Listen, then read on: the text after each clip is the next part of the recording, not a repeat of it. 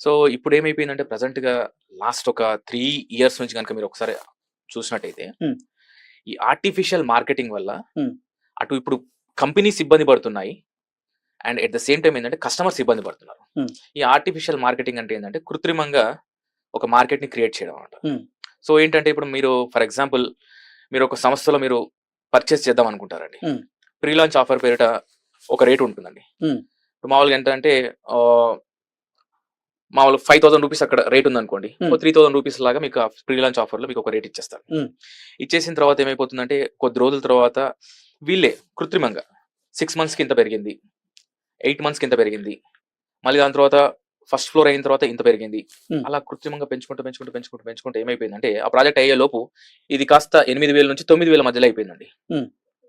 So వాస్తవానికి ఆ 2 years గ్యాప్‌లో నిజంగా ఒక స్టీల్ కాస్ట్ డబుల్ అయిందా? హ్మ్. అంటే కాలేదు. లేబర్ కాస్ట్ డబుల్ అయిందా? అంటే కాలేదు. హ్మ్. ల్యాండ్ కాస్ట్ త్రిబుల్ అయిందా? అంటే కాలేదు.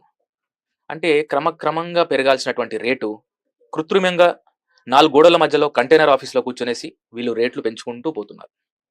సో ఇప్పుడు మీరు ఏ ఆఫీస్‌కైనా గాని, ఏ రియల్ ఎస్టేట్ ఆఫీస్ సంస్థలో మీరు ఎంటర్ అయ్యారు. హ్మ్. ఫస్ట్ వాళ్ళు వెళ్ళగానే ఏంటండి? వెల్కమ్ జెప్తారు. మీకు షేక్ హ్యాండ్ ఇస్తారు. హలో జెప్తారు. హ్మ్. దగ్గర నుంచి మీరాడ కూర్చునేంత వరకు. హ్మ్. మీకు వాటర్ ఆఫర్ జేస్తారు. కాఫీ ఆఫర్ జేస్తాడు. రకరకాలమైనటువంటి అంటే కస్టమర్‌ని ట్రీట్ జేస్తున్నారు. హ్మ్. సో నేను చెప్పేదేందంటే కస్టమర్‌ని ట్రీట్ జేయడం కరెక్టే. కానీ వాళ్ళకి కరెక్ట్ రేట్స్ పెట్టేసేయండి మీరు. ఓకే. పర్ఫెక్ట్ రేట్స్ చూపించండి. హ్మ్. సో ఇప్పుడేంటంటే ఆ బ్రౌచర్‌ని జూసేసి, ఆ కస్టమర్ గూడా ఏంటంటే ఈ బ్రౌచర్‌ని జూసేసి, ఇవన్నీ జూసేసి ఒకవేళ తీసుకోకపోతే నేను నష్టపోతాను అనేది ఒక యాంగిల్‌లో ఉంటాడు.